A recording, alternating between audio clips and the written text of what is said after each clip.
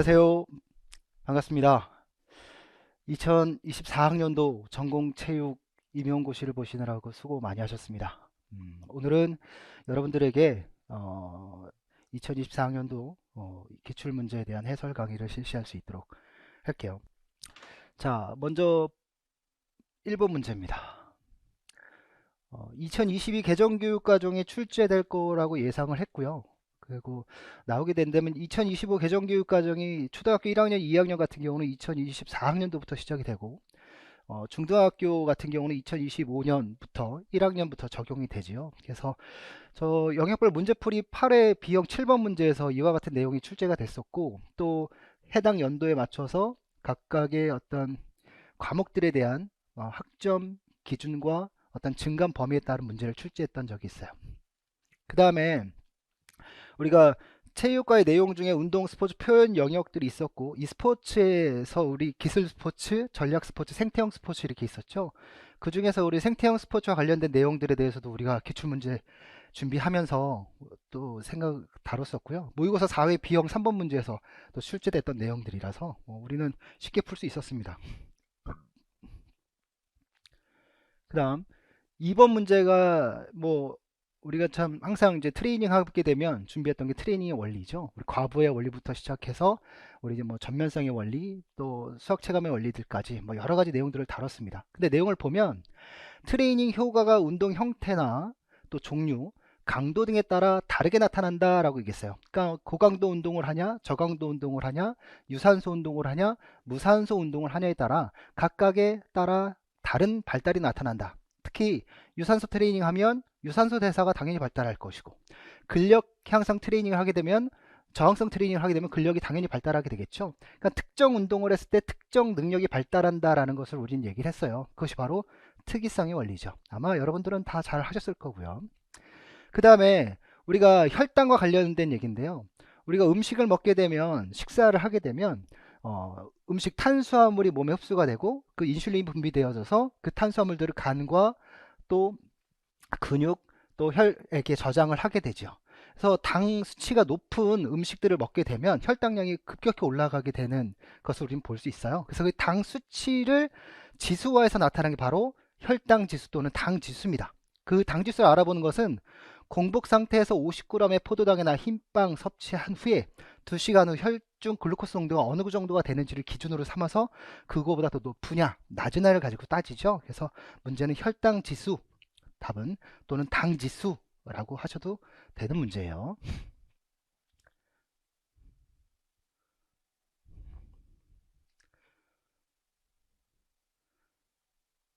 그 다음에 3번 문제입니다. 3번 문제 같은 경우는 기억 같은 경우는 운동학적 용어를 물어봤고요. 그 다음에 나이 그림에서 8의 전, 후방, 수평 가속도를 구하는 문제였었어요. 그래서 우리 운동학적 용어다라고 얘기하면 뭐가 빠진 거예요? 힘이 빠진 것을 얘기하죠. 그래서 우리 변이 또는 거리, 속력, 속도, 가속도 이런 부분들이 다 운동학적 용어들에 해당되는 부분입니다. 문제에서 이렇게 내겠어요. 주어진 시간 동안 이동한 무엇은 그것의 무엇이다? 속력, 스피드다 라고 얘기했어요. 그래서 이걸 얘기하는 건 뭐예요? 바로 머리가 됐어요. 주어진 시간 동안 이동한 거리. 이게 되겠죠. 그쵸? 네. 그래서 단위 시간 동안에 얼마나 많은 거리를 이동하는가에 대한 문제였었고요.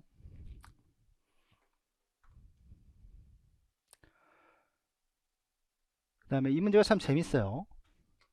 스마트워치 보빈도 산출이에요. 보빈도. 그러니까 보빈도면 보통 이제 다리의 왼발 오른발의 빈도를 가지고 산출을 하는데 여기서는 오른쪽 손목에 착용한 팔의 움직임을 가지고 보빈도를 산출했어요. 시계에 탑재된 가속도 측정 센서 시계에 탑재됐대요. 오른팔 흔들기 일주기는 보행의 2보임. 그러니까 팔을 한번 일주기 동안 흔들면 다리는 두 발을 걷게 된다는 거죠. 오른발 왼발. 보행시 손목의 연속적인 전후방 방향 가속도 패턴이 요게 지금 그림에 나와 있는 거고요. 팔 흔들기 주기 시작과 주기의 끝 시점은 그림 나에서 반복되는 시간 구간이다 라고 얘기를 하고 있고요. 그러니까 요 시작점과 끝점이 어딘가를 물어보는 문제이고요. 가속도 패턴에서 주기 횟수를 알면 보빈도의 산출이 가능함. 근데 여기서 보면 오른팔은 무슨 운동을 하냐면요. 진자 운동을 해요. 진자라면 어떤 축이 있고요. 자, 이렇게 진자가 왔다 갔다 하는 운동을 하는 거죠. 그쵸? 자, 그러면 우리가 쉽게 이 문제를 뭐 아주 단순하게 접근한다라고 생각을 하면 팔을 이렇게 앞뒤로 흔들 거 아니겠습니까? 그럼 멈췄다가 흔들어야 되니까 속도가 없던 상태에서 뭔가 흔들기 위한 힘을 만들었고 또 앞에 정점에 서기 전에 뭔가 그것을 멈추게 하기 위한 움직임을 만들었고 또 멈췄을 거란 말이에요. 그러면 어떤 정지되어 있던 물체가 움직이도록 하려면 어떤 힘이 생겨야 될 거고 그때 어떤 가속에 의해서 만들어질 거니까 아마 여기는 정지되어 있는 상태일 것이다. 그리고 가속이 여기서 시작될 것이다. 이렇게 생각을 한단 말이에요. 그러면 여기를 뭐냐면 가속도가 0으로부터 시작이 돼서 이제 움직여지기 시작할 것이다. 이렇게 생각할 경우가 많아요. 그래서 2번과 6번의 답을 하는 선생님들도 상당히 많았을 거라고 생각이 돼요. 근데 자 여기서 우리가 중요한 걸 생각해야 돼요. 하나는 지금 진자에 지금 무엇이 작용하냐면 이렇게 아래 방향으로 중력이 작용해요. 여기도 마찬가지겠죠? 중력이 작용할 거고요. 여기도 아래 방향으로 중력이 작용할 거예요. 그럼 이 중력은 두 가지 성분으로 나눌 수가 있어요. 하나는 원심력이죠. 이렇게 바깥으로 나가려고 하는 힘. 그 다음에 또 하나가 뭐겠어요? 바로 접선력이에요. 이렇게. 원심력은 실제로 작용하는 힘은 아니죠. 그래서 실제로 작용하는 힘은 구심력이에요. 이렇게. 그쵸? 그러면 이 중력에 의해서 이 팔이 흔들기 동작을 할 수 있기 위해서는 요 지금 중력 그 구심력과 접선력의 합력의 힘이 작용해야 되는 거죠. 그래서 지금 뒤로 팔을 뺀 요 상태가 중력에 의한 토크 또는 중력에 의한 움직임을 추진을 가장 크게 하는 부분이고 그 중에서 수평 성분력이 가장 크게 나타나는 시점이에요. 이 흔들기의 끝 지점은. 그래서 이 부분이 바로 가장 큰 여기가 되겠죠. 그렇죠? 자, 그 다음에 여기 부분을 따져봅시다. 여기 부분은 중력이 아래로 작용하고 있어요. 근데 움직임은 가지고 있지만 지금 움직임은 이렇게 움직여지고 있겠지만 힘과 움직임의 방향이 서로 수직을 이루고 있어요. 따라서 중력은 접선 운동에 아무런 영향도 주지 않아요. 그쵸? 그래서 그냥 그 속도는 0이 되어 버릴 거예요. 여기가 되겠죠. 그 다음에 여기서 보면 여기는 지금 중력의 방향이 이쪽이잖아요. 그럼 원심력의 방향은 어디겠어요? 이쪽 방향일 거란 말이에요. 그렇죠? 그 다음에 접선의 방향은 어디겠어요? 이쪽 방향이겠죠. 자, 원심력에 대한 구심력이 이렇게 작용할 거고요. 자, 이 힘의 합력은 바로 어디로 작용하겠어요? 뒤쪽으로 작용할 거예요. 자, 여기는 앞서 팔이 앞으로 스윙될 때는 플러스 쪽으로, 지금 뒤쪽으로는 마이너스로 작용하게 되겠죠.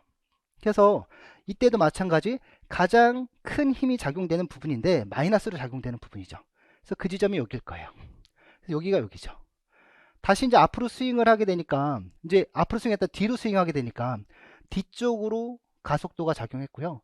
뒤로 흔드는 장면이 멈춰져야 되는 부분 때문에 다시 여기서 멈추겠죠. 그래서 마지막 끝부분이 바로 여기가 되는 겁니다. 그래서 3번과 7번이 되고요. 요거를 속도 그래프로 그 그림을 표현해 본다면 속도 그래프는 여기서 0이었겠죠. 속도 그래프는 여기서 최대가 되고 이렇게 표현될 거예요. 여기가 최대가 되고 이렇게 표현이 되겠죠. 그러니까 여기 부분이 가장 속도가 빠른 부분, 여기 부분이 가장 속도가 빠른 부분. 그러니까 전방으로 속도가 가장 빠른 부분, 후방으로 가장 속도가 빠른 부분이에요. 자, 팔의 움직임을 생각해 볼게요. 팔은 지금 이렇게 앞으로 스윙하고 있어요. 그쵸? 여기서는 팔의 움직임이 뒤쪽 방향으로 스윙을 하고 있어요. 자, 플러스와 마이너스 여기는 플러스 방향이고, 자, 여기는 마이너스 방향이에요. 자, 여기는 팔이 앞쪽으로 스윙되고 있고, 지금 플러스의 가속이 작용하고 있어요. 그쵸? 그 다음에 여기는 지금 부쪽으로 마이너스 가속이 작용하고 있고요. 또 여기서도 마찬가지 마이너스 가속이 작용하고 있고, 그쵸? 그림이 여기서 마이너스, 여기도 마이너스로 작용하겠죠. 그리고 여기 플러스로 작용할 거예요.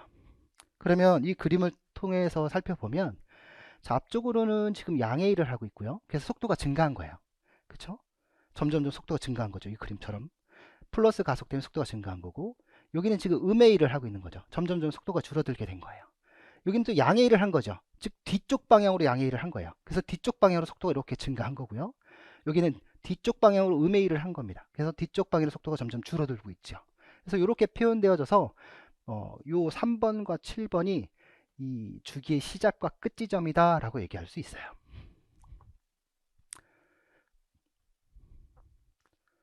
4번 문제예요. 4번 문제.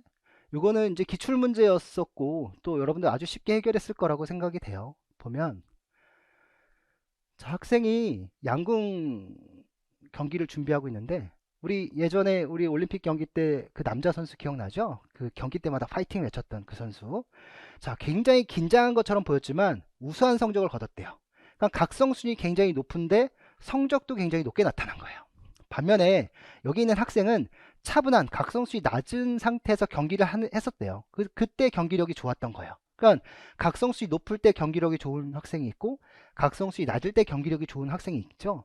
근데 이 학생은 굉장히 파이팅 넘치게 경기를 그 각성수를 가지고 운동했던 선수들이 좋은 성적을 거둔 걸 보니까 자기도 그렇게 해보고 싶었던 거예요.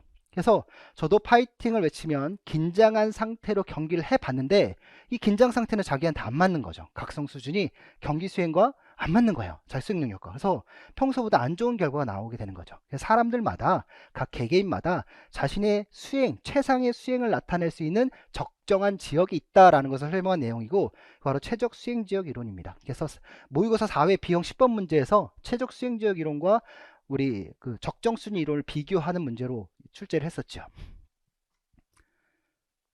그 다음에 자, 교사 개인에 따라 긴장수준이 낮을 때 운동을 하는 사람도 있고 높은 수준일 때 잘하는 사람들도 있어서 개인차를 고려하면 하지. 뭐 앞선 내용이고.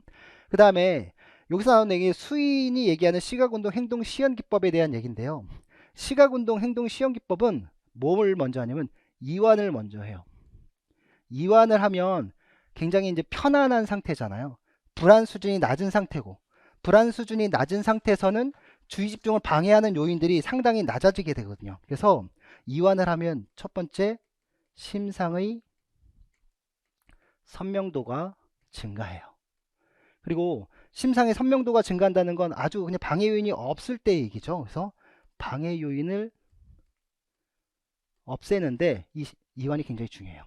이완을 한 다음에 이제 뭐를 합니까? 바로 심상을 하죠. 그럼 심상을 할 때 어떤 상을 떠올려야지 좋겠어요? 바로 성공적인 상을 떠올려야 돼요. 성공적인 상. 그쵸? 그 성공적인 상을 떠올리고 또 내가 이제 경기를 수행하게 되면 나타나게 될 여러 가지 어떤 그 스트레스 요인들이 있어요. 그래서 이런 스트레스 요인에 대한 대비를 하게 되죠. 그래서 이런 이완과 어떤 운동 수행을 정확히 했던 것을 심상을 통해서 하게 된다면 스트레스를 감소시키고 또 여러 가지 에러를 분석하면서 좋은 경기력을 발휘할 수 있다라고 얘기하는 게 바로 VMBR, 즉 시각운동 행동 시연 기법이에요. 그래서 이 문제도 여러 번 설명을 했던 내용이라서 수업 시간에 아마 잘 풀었을 거다라는 생각이 들어요. 그다음 5번 문제입니다. 체육교사가 준비한 교사 연수 자료인데 이 문제도 되게 재밌어요. 자, 팔동작의 변화로 수직 스쿼트 점프의 수행력 향상하기 이렇게 나왔네요. 그러니까 수직 스쿼트니까 위로 점프를 많이 뛰려면 어떻게 해야 되냐 이런 문제죠. 동일한 학생에게 세 가지 팔동작 조건을 줬고요. 최대한 높이 뛰라고 얘기를 했어요. 그렇죠? 수직 스쿼트 점프, 스쿼트 자세에서 반동 없이 위로 뛰는 점프를 얘기하는데 반동이 없는 대신에 팔동작이 있는 거죠. 자, 보면 자, 여기서 우리 이제 하나만 먼저 얘기합시다. 만약 이 사람이 예를 들어서 50kg의 질량을 가진 사람이라고 생각해 봅시다. 그러면 중력 G는 마이너스 10m/s의 제곱이다라고 생각을 한다면 이 사람은 지금 아래 방향으로 중력이 작용해서 지금 체중이 몇 뉴턴이 되겠어요? 바로 마이너스 500뉴턴이 될 거예요. 그럼 지면 발력도 역시 뭐가 되겠어요? 지면 발력은 반대니까 플러스 500뉴턴이 될 거예요. 그렇죠? 이건 체중에 의한 지면 발력이죠. 근데 이 선수가 점프를 뛰기 위해서 근력을 한 200N 발휘했다고 생각해 봅시다. 그러면 근력을 200N 발휘하자. 그래서 200N 정도 수직 하방을 발현했어요. 그럼 수직 상방으로 몇 N이 발현되겠어요? 플러스 200N이 발현되겠죠. 따라서 지금 지면 발력 F는 mg 플러스 ma로 얘기할 수 있죠. 그럼 여기 지금 mg는 500N이었고, 그렇죠? ma는 200N이니까 총 700N의 힘을 발휘한 거예요. 이 700N으로 지금 내 몸 체중에 해당하는 500N의 부하를 밀어 올리는 경우가 되는 거죠. 그쵸? 근데 여기서 이제 가장 기본적인 거고. 자, 두 번째는 어떤 경우냐면 팔을 위로 스윙할 때요. 위로 스윙할 때. 자, 여기서 위로 스윙할 때 어떤 신체의 무게 중심을 벗어난 분절의 움직임, 이거를 우리는 자전적 가군동량이라고 하죠. 이런 자전적 가군동량의 움직임은 신체의 무게중심의 반대 방향의 토크를 일으켜요. 그래서 반작용을 일으키는 거죠. 그래서 위쪽 상방으로 스윙을 하게 되면 무게중심 쪽에서는 하방으로 토크가 발생이 되게 돼요. 그죠? 자, 좀 전에 우리가 A 자세에서 했던 상황 그대로 일단 해보고요. 여기 지금 마이너스 500N이다 라고 얘기했고요. 그 다음에 지금 지면 발력에 의해서 힘을 마이너스 200N 작용했다라고 해봅시다. 거기에 팔의 스윙으로 인해서 상방으로 플러스 100N이다 라고 얘기한다면 반작용력이 지금 마이너스 100N 이렇게 만들어졌겠죠. 그래서 노란색으로 마이너스 100N 이렇게 만들어졌겠죠. 아래 방향으로 마이너스 100N이 더 작용한 거예요. 그러니까 지금 지면 발력이 총 몇이에요? 마이너스 800N이 되는 거예요. 그렇죠? 그러면 지면에 작용하는 힘이 800N이니까 위쪽으로 작용하는 힘도 역시 800N의 힘으로 선수를 밀어 올리게 되는 겁니다. 그러니까 굉장히 강한 점프를 할 수 있겠죠. 자, 반면에 세 번째 그림 같은 경우 보면 여기는 지금 마이너스 500N이죠. 똑같이. 그 다음에 여기 지면에 가하는 근력 마이너스 200N 이렇게 생각해 봅시다. 근데 지금 팔의 움직임을 보니까 팔의 움직임이 아래로 스윙을 하고 있어요. 그러니까 분절, 즉 자전적 가근동량이 아래 방향으로 스윙을 하게 되면 공전적 가근동량은 위쪽 방향으로 나타나게 되죠. 그렇죠? 그래서 여기서 위쪽 방향으로 지금 플러스 100N이 만들어진 거예요. 우리 아까 여기서 100N으로 가정했으니까 플러스 100N이면 여기는 마이너스 100N이 되겠죠. 그렇죠? 그래서 지면 발력을 보면 마이너스 500에 마이너스 200에 플러스 100이니까 총합은 몇이에요? 총합은 600N이 돼요. 마이너스 600N. 그러니까 지면 발력은 600N으로 선수를 밀어 올리게 되는 겁니다. 우리 여러분들 그림 요거 기억하실 거예요. 어떤 그림이냐면 요 그림.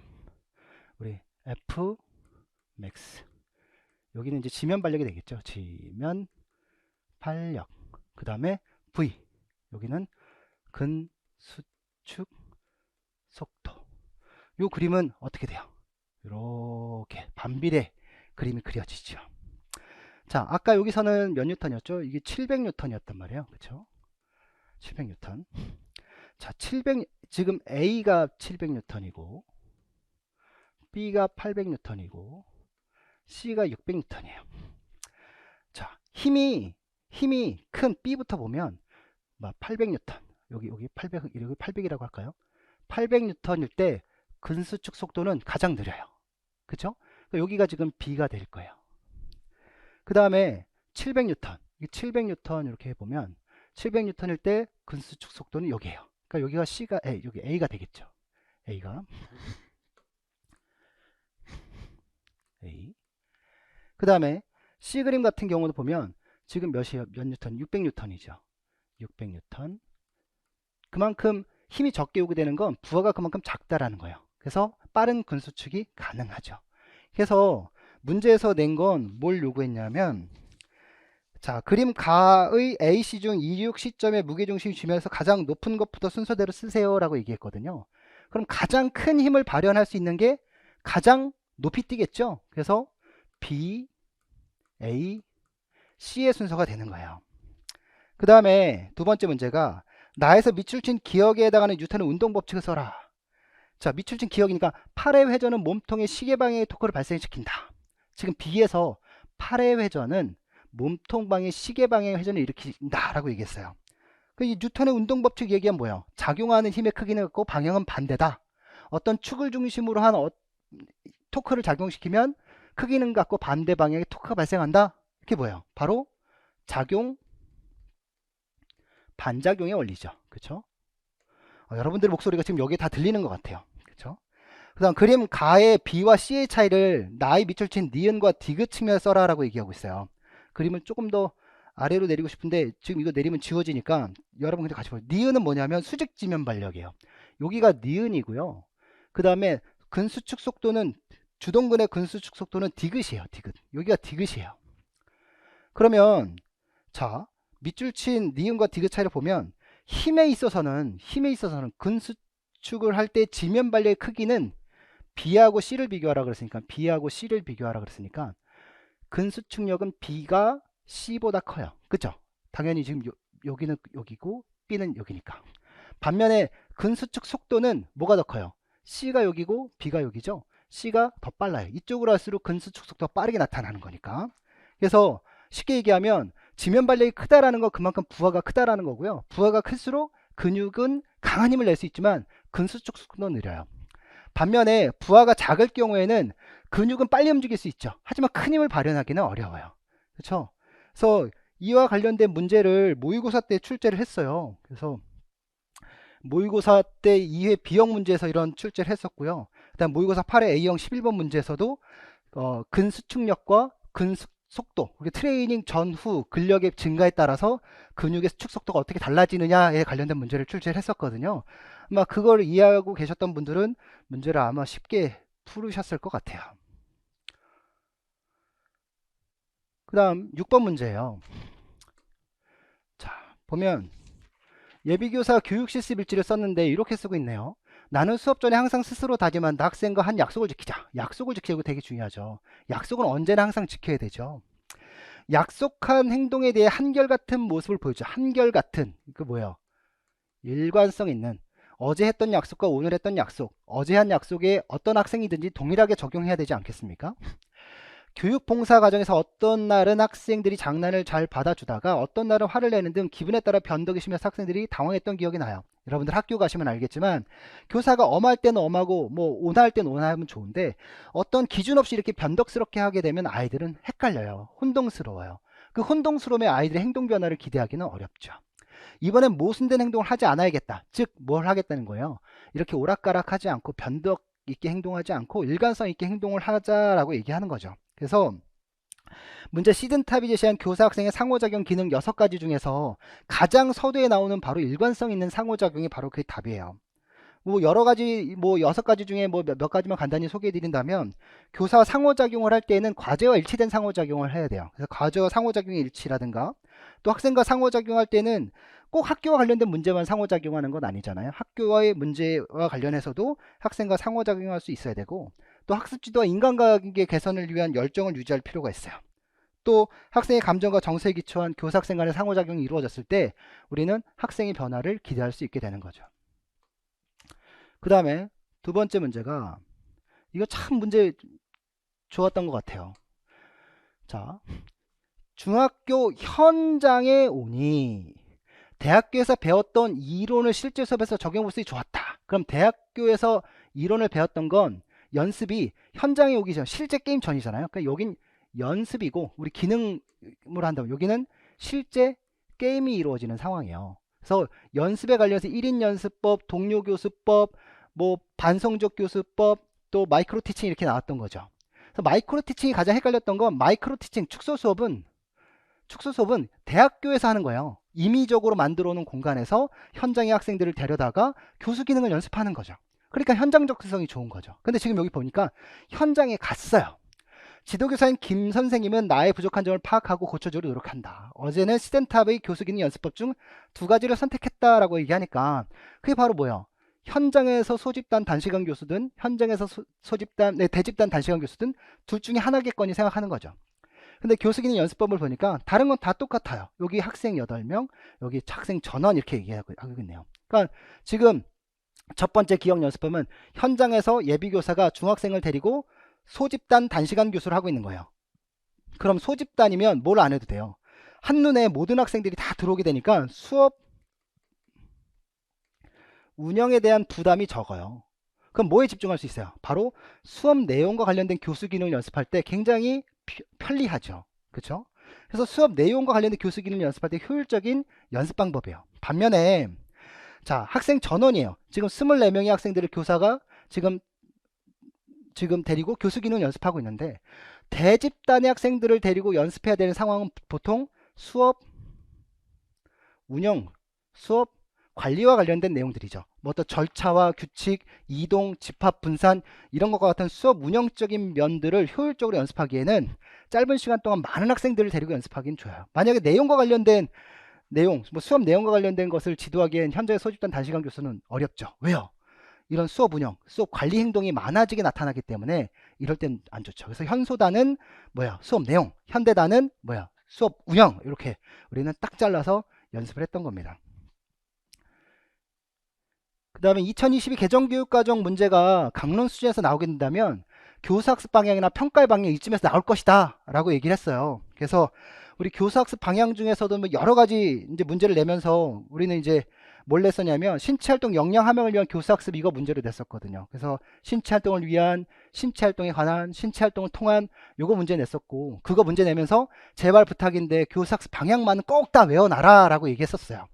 그 중에서 이제 이게 나온 거죠. 만약에 첨단 기기의 어떤 여러 가지 뭐야 그, 그 인터넷이라든가 어떤 모바일 기기라든가 타블릿 PC라든가 뭐 탭이라든가 이런 여러 가지 것들을 이용해서 어떤 시공간적인 제한을 극복하는 이런 수업이 이루어지고 있는 게 현실이고 엑소게이밍 같은 것들도 체육 현장에서 이루어지고 있는 거거든요. 그래서 그런 것들을 문제로 출제한 거예요. 그래서 디지털 기술을 활용한 효율적 교사학습 요거고요. 리얼 같은 경우는 모의고사 문제에서 출제를 했어요. 근데 제가 2022에서 출제하지 않고 2015 개정교육과정에서 평가할 때 요것만을 좀 중요하게 보자 라고 했던 부분인데 제가 2022에서 냈으면 더 좋았을 것 같다라는 생각을 해요. 그래서 리얼은 학습자의 수준을 고려한 맞춤형 평가가 이루어져야 된다. 요 내용을 그대로 담아서 표현을 했던 내용입니다.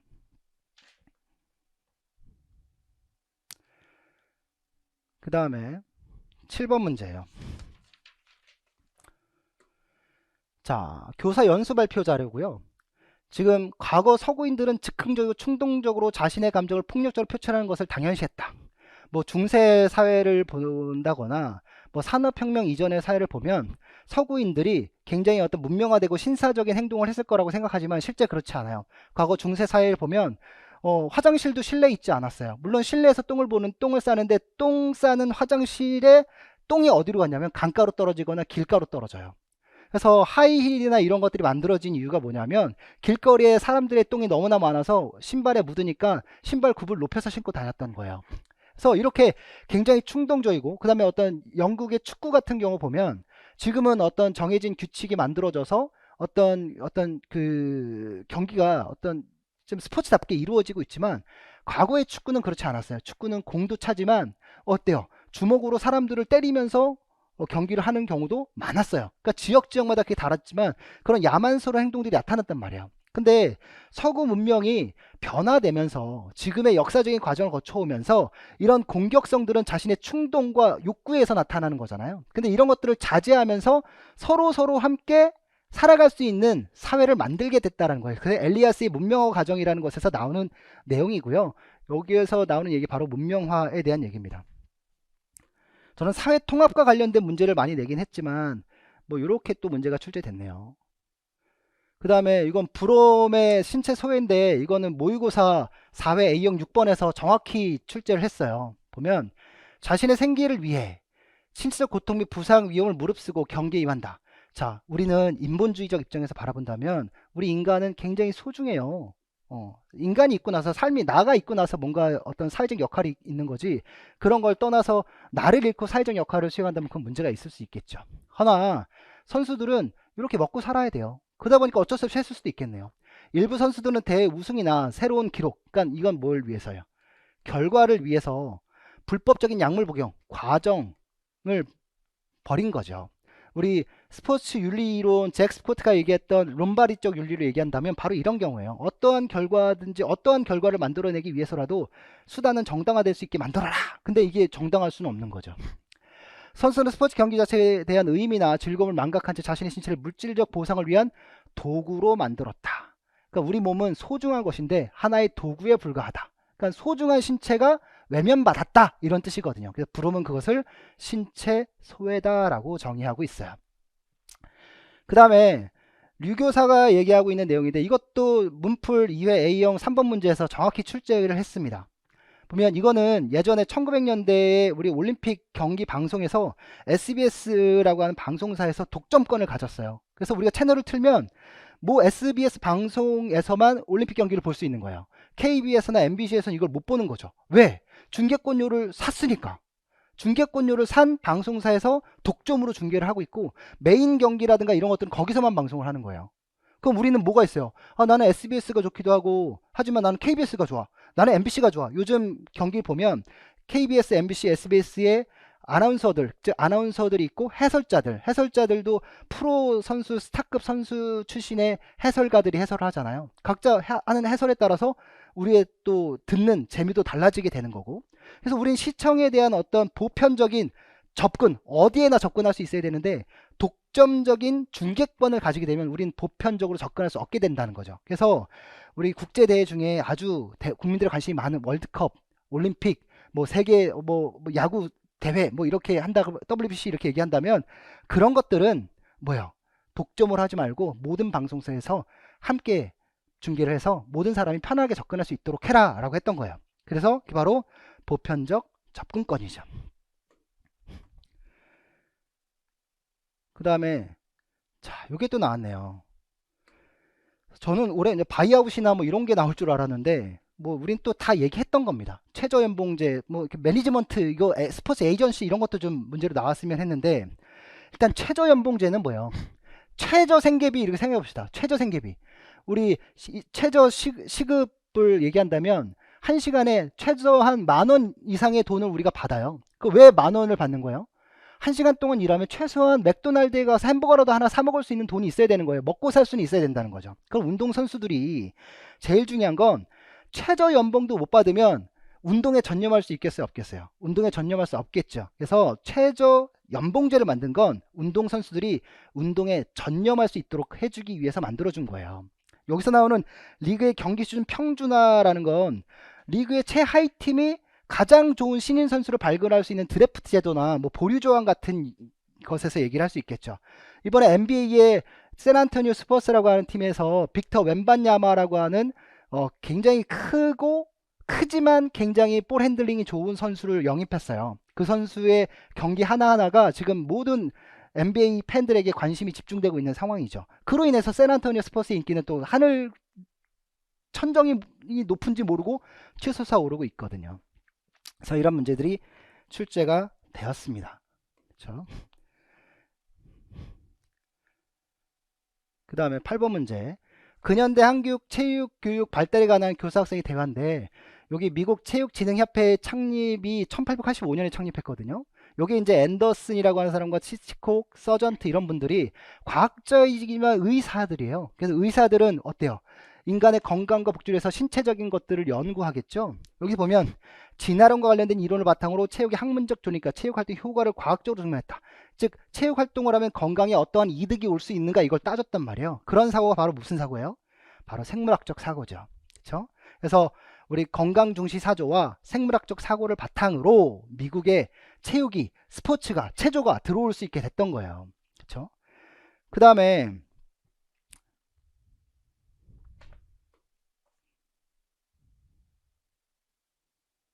좀 내려서서 보면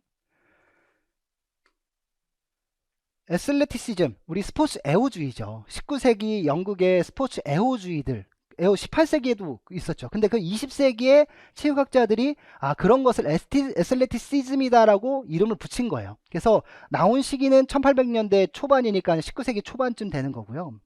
그리고 여기 보면 애슬레티시즘은 종교적, 그러니까 강건한 기독교인 육성, 정치적 목적, 그 뭐예요? 제국에 대한 충성심 함양, 그리고 도덕적인 것이라면 바로 신사도에 함양이 되겠죠. 여기서 지금 신사도를 육성하는 데 목적을 두고 있다라고 얘기하니까 니은은 신사도가 되고요. 문풀 3의 A형에서 또 이렇게 문제를 출제했습니다. 그 다음 미국 체육은 진보주의 사상 영향으로, 진보주의 기출문제 여러 번 나왔죠. 진보주의 사상으로 뭐가 나왔어요? 바로 뭐야? 신체육이 나왔죠. 그럼 기존의 체육은 어땠어요? 신체적 발달만 추구했던 것에서 이 신체육이 나오게 되면서 신체를 통한 교육으로 변화가 일어났단 말이에요. 이것도 문풀 3의 A형에서 똑같이 문제 출제했습니다. 그 다음에 요 시기적인 부분에 문제가 나왔는데, 이 진보주의는 20세기 초중반이잖아요. 그 다음에 애슬레티시즘은 1800년대 초반이고요. 그 다음 여기서 보여지는 것처럼 지금 이렇게 지금 AAAP 같은 미국 체육진흥협회는 1885년에 창립됐단 말이에요. 그래서 순서가 B, A, C 순서가 되는 거죠. 이렇게 출제가 됐고요. 그 다음 9번 문제. 이것도 참 재밌어요. 우리 스타일 얘기할 때 유도발 견형 스타일하고 수련발 견형 스타일을 얘기를 하면, 유도발 견형 스타일은 교사의 질문, 학생의 대답, 교사의 질문, 학생의 대답이에요. 그래서 항상 교사와 학생이 질문답 하는 형식이 나와요. 근데 반면에 수련발 견형 스타일은 교사가 질문하지만 학생의 답변이 잘 안 보여요. 교사의 문제가 나오지만 학생이 그게 잘 안 보여요. 왜냐하면 질문을 학생 스스로가 하기 때문에, 학생 스스로가 질문해서 학생들이 다양한 사고 과정을 통해서 하나의 정확한 정답을 발견해내는 거거든요. 근데 문제를 보면 어떻게 돼 있냐, 지금 교사와 학생인데 여기서는 지금 교수와 예비교사예요. 그러니까 예비교사가 바로 학생이겠죠. 근데 질문 누가 해요? 교수님, 저희가 찾아야 할 정답이 체육 수업 모형 중 하나인가요? 이렇게 물어봤어요. 그러니까 학생이 교수에게 질문을 하고 있는 거죠. 맞습니다. 그럼 내용 선정을 학생이 결정하나요? 또 질문했어요. 그러니까 내용 선정은 교사가 합니다. 뭐 직접 교수 모형이라든가 뭐 개발화 지도 모형이라든가 뭐 협동학습 모형이라든가 뭐 이런 거가 되겠네요.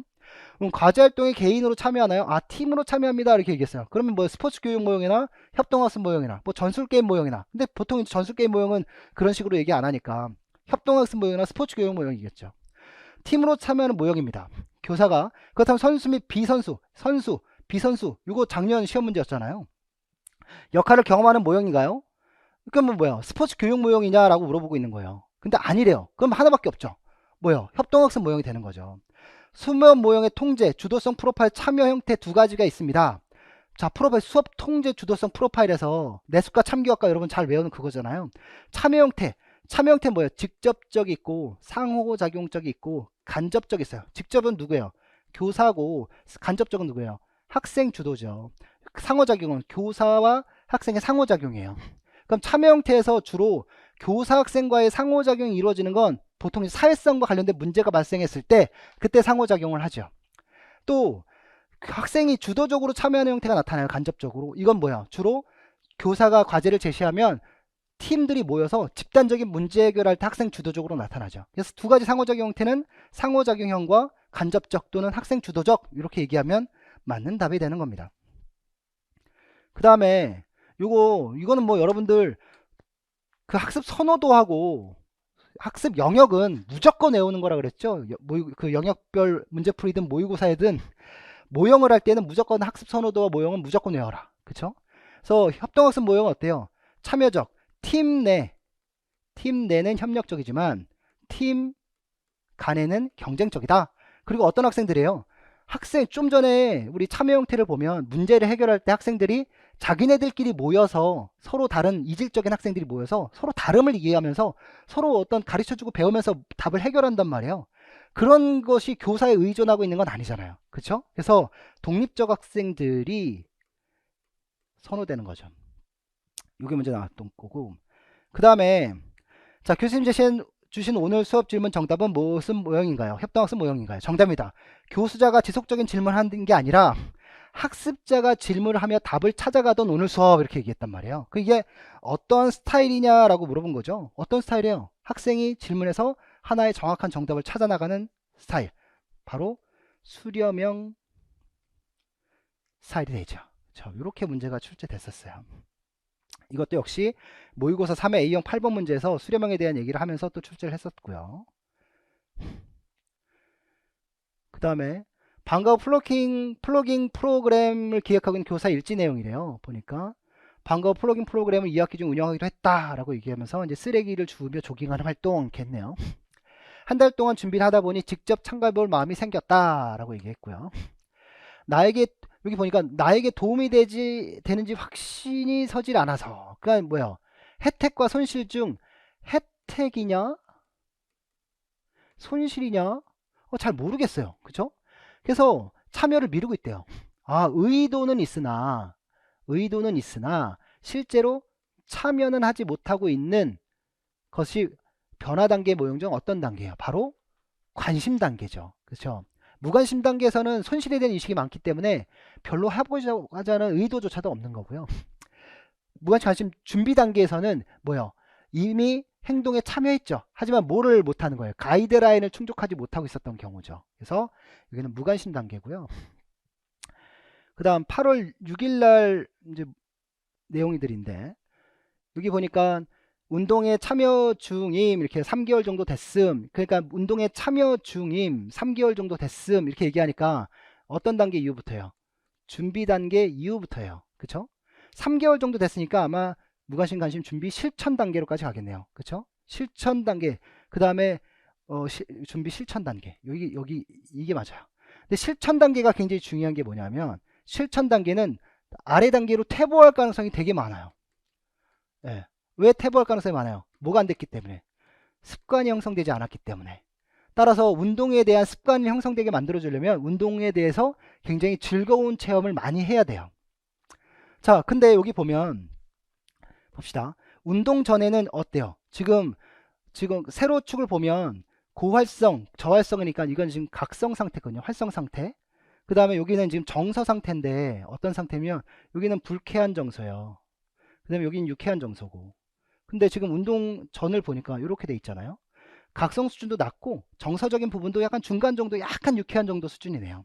근데 운동을 할 때 이렇게 되니까 약간 유쾌해지는 쪽으로 활력 있는 쪽으로 갔어요. 근데 운동이 끝나고 나서 종료되는 시점에 여기까지 간 거거든요. 그러니까 운동 중에 정서가 어디 쪽으로 바뀐 거예요? 불쾌한 정서 쪽으로 바뀐 거예요. 그래서 우리 문제를 많이 냈죠. 운동 중에 불쾌한 정서를 체험하게 되면 운동 지속 실천이 떨어진다. 따라서 운동 중에 긍정적인 체험을 할 수 있도록 만들어줘라. 요 영역에 있게 만들어줬어야 되는데 너무 강도가 높았던 거예요. 그죠? 근데 우리가 요구하는 요지는 그게 아니라 운동 전 A와 운동 종료 20분 후에 어떻게 바뀌었냐 이걸 물어보는 거란 말이에요. 그러니까 어떻게 바뀌었어요? 지금 각성 수준으로 얘기한다면 각성 수준은 낮아졌죠. 이렇게 낮아졌고 유쾌, 불쾌 같은 정서적인 측면은 어떻게 해요? 유쾌한 쪽으로 이렇게 증가했단 말이에요. 그래서 어찌됐든 운동 중에 불쾌한 정서를 체험했더라도 즉 불쾌한 정서 체험했더라도 운동 전에 비해서 운동이 끝난 후에는 각성 수준이 낮아지고 좀 이완된 느낌의 유쾌한 기분을 가지게 되었다라고 얘기하는 거예요. 그럼 이렇게 생각하면 운동이 끝나고 나니까 굉장히 기분도 좋아졌으니까 조금 할 때는 좀 힘들었지만 그래도 이런 기분 좋은 정서로 또 하고 싶다라는 마음이 들 수도 있겠죠. 그 다음 이 문제 같은 경우는 뭐 거의 똑같이 냈었고요. 10월 10일 이거는 뭐 반도라의 자기 효능감 이론이잖아요. 이거 뭐 여러분들 모르시는 분 아마 아무도 없을 거예요. 모의고사 3회 문제에서 출제를 했었고요. 우리 자기 효능감의 중요한 정보원 4가지가 있잖아요. 뭐야? 성공 경험, 대리적 경험, 언어적 설득, 즉 사회적 설득, 신체, 정서적 각성. 내 그걸 어떻게 느끼느냐인데 여기 보면 목표 설정하기, 계획대로 실천하기, 목표 달성 확인하기니까 성공 경험이죠. 그쵸? 신체, 정서적 각성 나왔고요. 교사학생 격려와 지시, 즉 사회적 설득이죠. 여기서 가장 중요한 게 뭐였어요? 순번을 매긴다면 얘 1번, 대리적 경험 2번, 얘 3번, 얘 4번이죠. 요거 순서를 쓰는 문제로 출제를 했었는데 여기서는 그냥 대리적 경험 문제가 출제되었어요.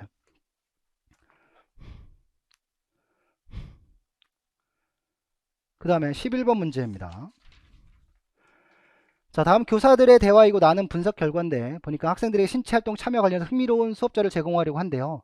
그래서 신체활동 참여 시간이 지금 신체활동 참여 시간이 에너지 소비량에 미치는 영향을 정도로 확인하고 싶대요. 즉 X 독립변인이 Y 종속변인에 미치는 영향을 예측하고 싶대요. 예측. 우리가 뭐 관계를 알아본다라고 얘기한다면 상관을 얘기할 수 있지만 예측한다면 뭐야? 이건 회귀 분석이 되겠죠. 그렇죠? 그래서 회귀 분석을 적용해 봅시다. 회귀 분석 두 변인 간의 관계를 설명하고 예측을 위해 필요한 관계식을 산출할 때 유용한 방법입니다. 그래서 나의 분석 결과를 살펴보면 에너지 소비량의 신체활동 참여 시간의 설명력을 확인할 수 있습니다. 설명력이라는 건 두 변인이 공통적인 관계 정도를 얘기하는 거거든요. 그러니까 여기 보니까 문제에서 이렇게 돼 있어요.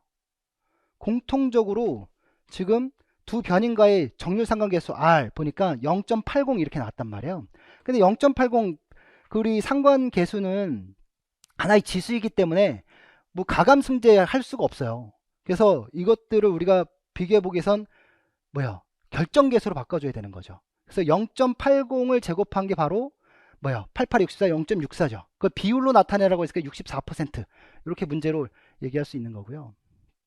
아이고. 그 다음에 회계의 정확성은 어떻게 됐나요? 정확성은 이제 타당도 측면에서 얼마나 정확하게 예측했냐를 얘기하겠죠. 정확성을 나타낸 지표로 우리 작년에 SEM 측정의 표준 오차가 나왔잖아요. 그러면서 우리 시험 준비하면서 문 풀 때 이번엔 추정의 표준 오차가 나올 거야 라고 얘기했던 거란 말이에요. 그래서 추정의 표준 오차 SEE를 활용합니다. 추정의 표준 오차는 회계식에 의해 추정된 값과 실제 측정할 차이로 오차들이 표준 편차를 의미합니다. 그러니까 오차가 작을수록 추정인 표준 오차가 작을수록 정확하게 예측할 수 있게 되는 거죠.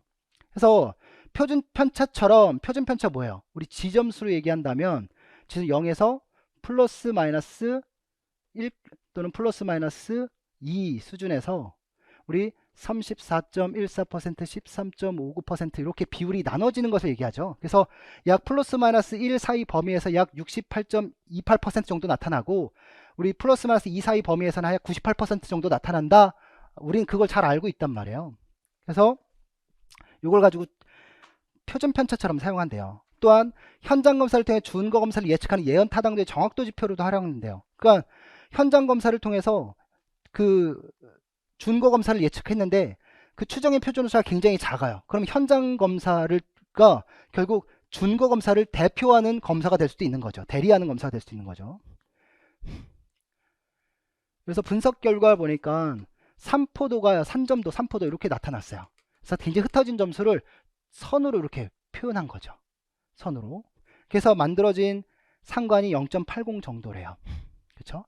흩어진 정도를 보니까 68.26% 정도 흩어져 있다라고 얘기했으니까 지점수를 기존 0에서 마이너스 1, 플러스 1 사이 범위를 얘기하고 있어요. 그죠? 아까 이렇게 얘기했듯이 플러스 마이너스 1 사이 범위 34.13%, 34.13%.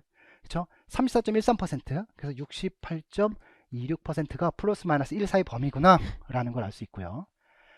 자, 회기 결과 요약 분석을 보니까 이거 기출문제하고 똑같이 나왔죠. 우리 보면 여기 요 y축이 x가 0일 때 값이 절편이에요. y는 기울기 ax 플러스 b. y 절편 x가 0일 때 b는 몇이냐? 요 70 이렇게 나왔단 말이에요. 70. 그쵸? 근데 요 그림상으로는 우리가 기울기를 알기 어려워요. 왜냐면 딱 정확하게 교차가 되는 부분이 없어서. 근데 여기 신체활동 참여 시간을 이렇게 줬단 말이에요. 그래서 회기식은 뭐예요? y는 5x 플러스 70 이렇게 회기식을 줬어요. 그쵸? 요거 가지고 만든 거고. 그래서 종속변인 에너지 소비량이다. 그러면 신체활동 참여 시간만 알면 에너지 소비량이 얼마인지 추정할 수 있는 거예요. 그 추정의 표준 오차가 몇이래요? 4.00이래요. 분석 결과 회기 분석의 모든 과정을 만족하였고 정규 분포에서 플러스 마이너스 표준 편차는 68.26%에 해당하는 범위이다 라고 얘기했어요. 그러니까 이거는 지금 지점수일 때 이걸 얘기했던 거고 표준 편차처럼 SE를 사용할 수 있다라고 얘기한 거잖아요. 그래서 문제에서 가로 안에 니은 추정의 표준 오차 그 기억에 해당하는 비율 64% 할까? 그 다음에 니은의 공통적으로 해당하는 용어 추정의 표준 오차 SE죠. 그 다음에 나의 분석 결과라는 90분의 신체활동 참여 시 에너지 소비량을 추정해 봐라라고 얘기했으니까 다시 y는 5x 플러스 70이에요. 근데 x는 몇이래요? 지금 90분이래요. 90분. 그러니까 여기다 이렇게 대입해야 되겠죠? y는 5 곱하기 90분 더하기 70 59 45 450 더하기 70이니까 500 몇이에요? 20이 되겠네요. 그쵸? 그래서 지금 이 중간값이 520이 나온 거예요. 그러면 지점수 SE 점수가 플러스 마이너스 4니까 어떤 범위를 가져요? 516에서 524의 범위를 가지겠죠. 이 범위에 몇 퍼센트가 있다는 거예요? 바로 68.26%의 범위에 해당하는 어떤 사례들이 존재한다라는 것을 얘기할 수 있죠. 그 다음에 12번. 자, 호흡 원리와 가스 교환에 대한 교사 학생의 대화인데요. 보니까 선생님 횡격막이 수축하면 횡격막이 어디 있어요? 폐 횡격막이 여기 있단 말이에요. 여기. 그리고 외늑간근은 여기 있고요. 횡격막은 아래로 수축하고 외늑간근은 외상방으로 수축해서 폐가 이렇게 커지는 거란 말이에요. 그러면 직립 자세에서 횡격막이 수축하면 횡격막이 아래로 내려오잖아요. 흉곽은 수직적 크기 어떻게 되겠어요? 흉곽의 수직적 크기, 횡격막만 내려온다고 생각하면 이렇게 잡아당길 거예요. 그죠? 이렇게. 그리고 어떻게 해요? 수직적 크기는 아래로 증가한다라고 얘기할 수 있을 거예요. 그죠? 그 다음에 지난 병원에 폐기능 검사를 했는데 그림 가의 결과를 받았어요. 이렇게 얘기를 했고요. 폐기능 보니까 예전에 폐 용량 용적 4강 이거 나왔었잖아요. 지금 여기까지가 최대로 들이마실 수 있는 양이에요. 이게 최대로 내뱉을 수 있는 양이고, 근데 여기는 안 나가는 거죠. 기능적 장기량이고. 그러니까 들숨, 날숨이에요. 그렇죠? 들이마시고 흡기, 그 다음에 호기. 근데 여기서는 외늑간근 탄성에 의한 수동적 호기예요. 그죠? 근데 운동을 시작했네요. 운동을 시작했더니 공기가 필요해요. 산소가 많이 필요해요. 그러니까 무슨 능동적 뭐가 나타나요? 흡기가 나타나죠. 산소가 많이 나타났지만 높은 강도의 운동 때문에 몸에 젖산이 쌓였고 이산화탄소가 많아져서 체내가 산성해서 pH가 떨어지고 있어. 이산화탄소를 많이 배출해야 돼. 즉 우리가 호흡기원율이 1회라면 산소 섭취량 대 이산화탄소 소비량의 비율이 동일하겠지만 무산소 운동, 고강도 운동을 하게 되면 산소 섭취량에 비해서 이산화탄소 생성량이 더 커진단 말이에요. 그래서 흡기보다 호기가 더 중요하게 되죠. 그러니까 무산소 역치를 지나게 되면 숨을 내뱉기 위한 호흡을 해요. 내뱉기 위한. 그러니까 일부러 더 내뱉기 위한 호흡을 해야 된다는 거죠. 그래서 이 D부분은 무슨 호기예요? 능동적 호기가 나타나는 거예요. 그래서 이와 관련된 문제를 우리 할덴 효과에서 할덴 효과를 설명할 때 효과, 여기 보호 효과 설명하면서 할덴 효과의 중요성에 대한 얘기를 했었죠. 운동 강도가 높아지면 이산화탄소 배출량을 증가시킨다. 호흡 보상을 통해서 체내 산염기 균형을 조절한다. 이런 문제를 출제를 했었고요. 그 다음에 예전에 페퍼와 폐 모세혈관 사이 호흡막에서 산소와 이산화탄소 교환에 대해 배웠던 것 같은데 기억이 안 나요. 다시 설명해 주세요. 그래서 산소는 호흡막을 통해 폐 모세혈관으로 확산되고 체내에 생성된 이산화탄소 호흡막을 통해 폐포로 확산됩니다. 조직을 통한 가스 확산량은 조직의 면적, 두께, 가스 확산 개수, 두 면 사이 가스 분압 차에 영향을 받습니다. 라고 얘기하고 있어요. 우리 가스 확산 개수 이걸 보면은 공식이 어떻게 되냐면 지금 두 조직의 두께 T분의 두 조직의 면적 곱하기 확산 개수 D 곱하기 두 영역 사이의 분압차 이렇게 제시한단 말이에요. 그러면 보세요. 여기 폐가 있고 폐 모세혈관이 있다고 생각해 봅시다. 폐와 폐 모세혈관 사이에 이렇게 세포벽이 존재하게 되겠죠. 그럼 여기 산소가 들어와서 폐 모세혈관 쪽으로 이제 이렇게 이동을 해야 될 거예요. 그렇죠? 근데 이 폐 조직이 뭐 갑자기 확 발달하거나 커지거나 이럴 수는 없겠죠. 그렇죠? 조직의 두께가 얇아지거나 두꺼워지거나. 그렇죠?